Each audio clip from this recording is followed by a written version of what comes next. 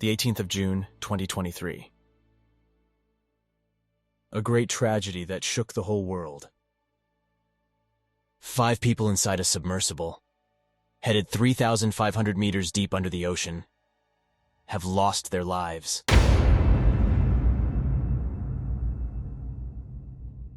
In a tragic and predictable incident, about 602 kilometers south-southeast off the coast of Newfoundland. The Titan, an experimental submersible used for deep-sea tourism, imploded while transporting tourists to visit the wreckage of Titanic at a depth of 3,500 meters. The victims were Stockton Rush, co-founder and CEO of OceanGate, was the pilot of the Titan. Hamish Harding, a British businessman and former aviator. Shahzada Dawood, a Pakistani and British businessman. Suleiman Dawood, Shahzada Dawood's son. He was just 19 years old.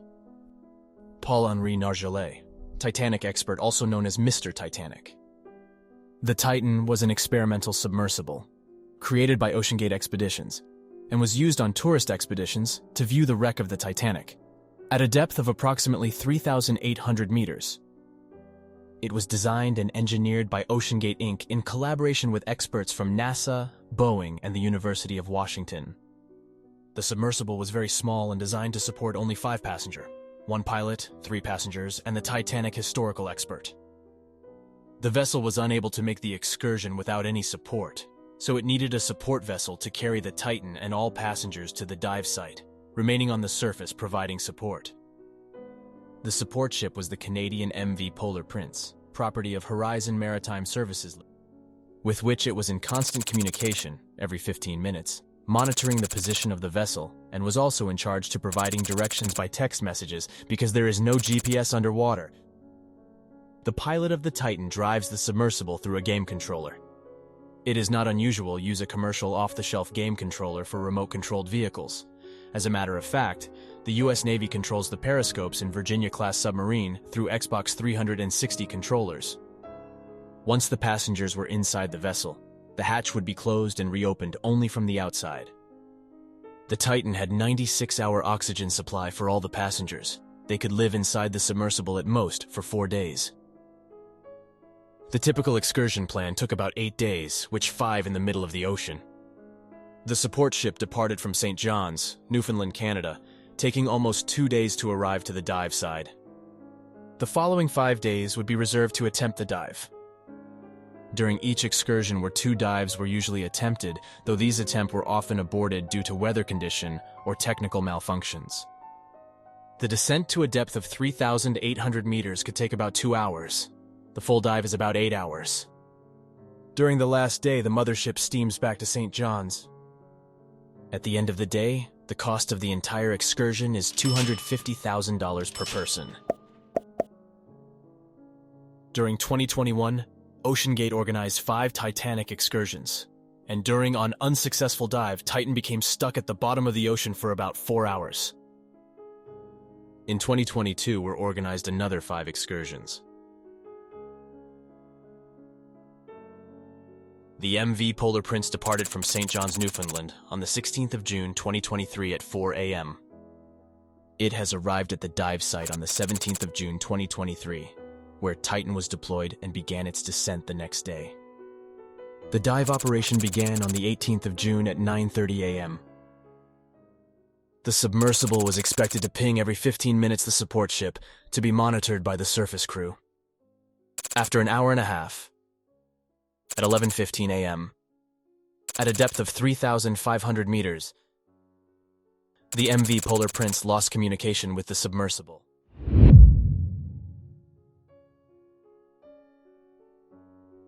U.S. Coast Guard, U.S. Navy, and Canadian Coast Guard led search and rescue operations for 4 days.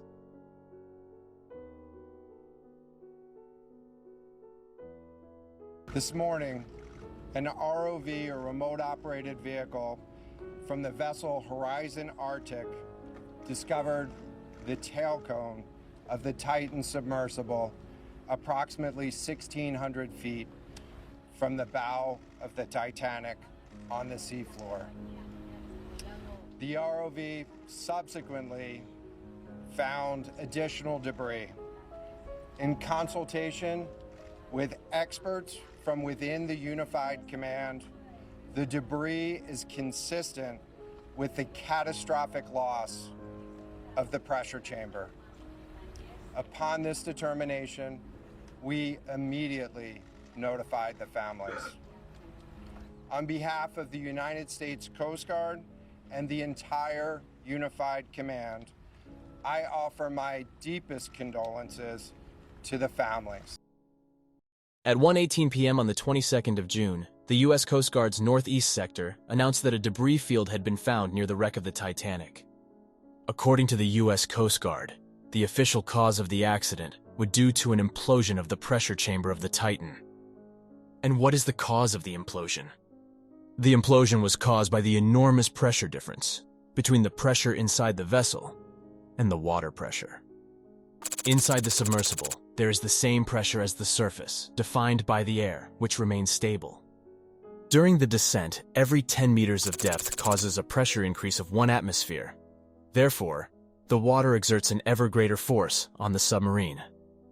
At a depth of 3,500 meters, the pressure would be about 350 atmospheres, that match approximately to a force of 3,500 tons per square meter. It could be imagined as a force of 2,000 cars exerted on the Titan at all its points. Unfortunately, its structure was not able to support it. The Titan had already done other missions reaching the Titanic, and this was perhaps the 5th. So why did it just implode now? The various previous trips have acted as stress relaxation cycles, a phenomenon which in physics is called fatigue. As a result, the materials have degraded, causing breakage.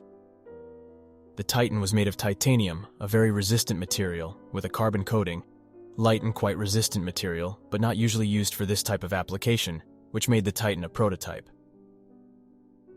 On the 23rd of June, both the Canadian and the United States federal governments announced that they were launching investigations into the incident. The vessel wasn't certified.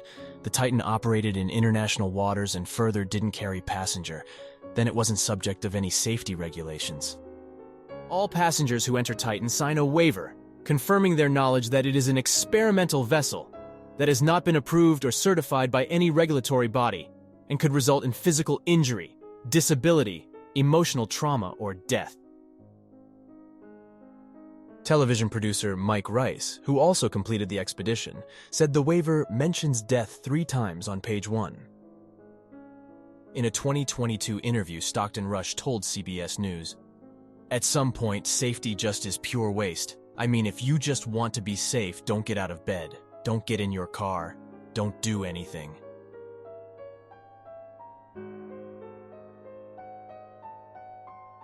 And just 1 year earlier, in another interview, he said, "I've broken some rules to make the Titan. I think I've broken them with logic and good engineering behind me. The carbon fiber and titanium? There's a rule you don't do that." Well, I did.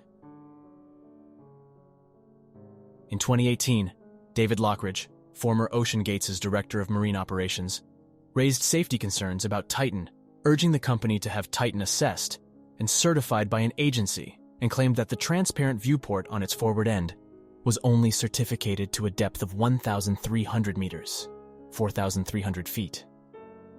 The wreck of Titanic landing, 3 times of the Titan, certified depth, 3,800 meters. Furthermore, Lockridge was also concerned about OceanGates would not perform non-destructive testing on the vessel. OceanGate fired Lockridge, suing him for allegedly breaching his confidentiality contract and making fraudulent statements. Lockridge countersued, and the 2 parties settled a few months later. Later in 2018, both the Marine Technology Society and Rob McCallum, leading deep-sea exploration specialist, wrote 2 different letters to Rush expressing their concerns regarding the Titan and the Titanic expedition.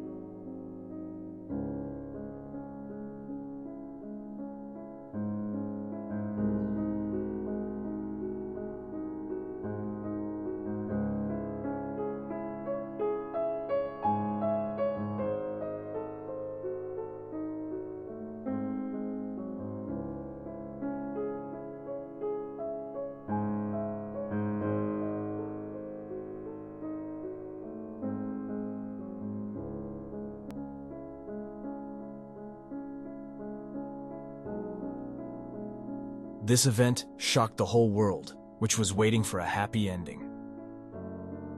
How is it possible that all this happened? How is it possible that several people agreed to risk their lives inside an experimental vessel? And why the Titan was allowed to carry people without any safety certification? According to Wikipedia, because Titan operated in international waters and did not carry passengers from a port, it was not subject to safety regulations.